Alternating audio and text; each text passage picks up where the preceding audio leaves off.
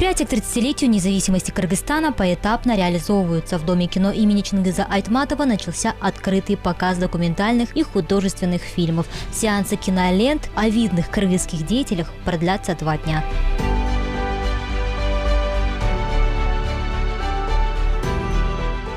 На второй день мы поставили 2 полнометражных игровых фильма, которые, как на наш взгляд, повлияли на движение, на развитие кыргызского кинематографа.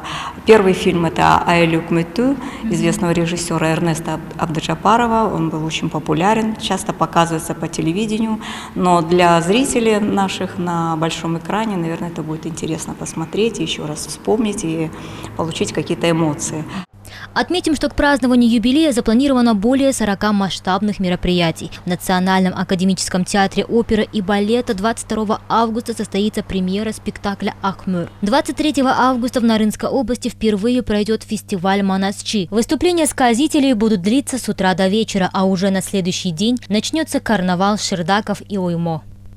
Бул шырдак жана оймо фестивалы да эл аралык деңгээлде өткөрүлгөн турат, анткени 4 мамлекет өзүнүн катышуусу боюнча. Этот фестиваль мы намерены провести на международном уровне. Официально планируется участие 4 стран – Казахстана, Туркменистана, Узбекистана и Турции. 24 и 25 августа состоятся соревнования по Кокбору в Иссык-Кульской области, где примут участие представители 8 стран. И уже в сам знаменательный день, 31 августа, на Центральной площади пройдет военный парад. Вечером для кыргызстанцев будет организован большой концерт с участием артистов и танцевальных ансамблей. Праздничный вечер запомнится и тем, что на сцене выступят гости из-за рубежа. Пока что организаторы держат их имена в секрете.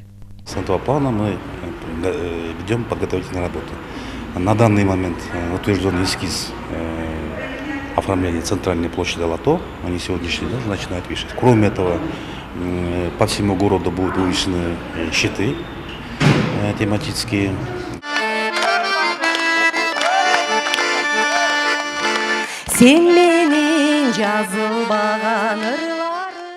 Также, согласно плану, идет подготовка к проведению кыргызско-казахско-узбекских концертных программ и организации телепроекта «Сармырден». Здесь кыргызские джигиты будут соревноваться в красноречии и талантами с представительницами Казахстана. Отметим, что для проведения масштабного празднования было предусмотрено 4,5 миллиона сомов.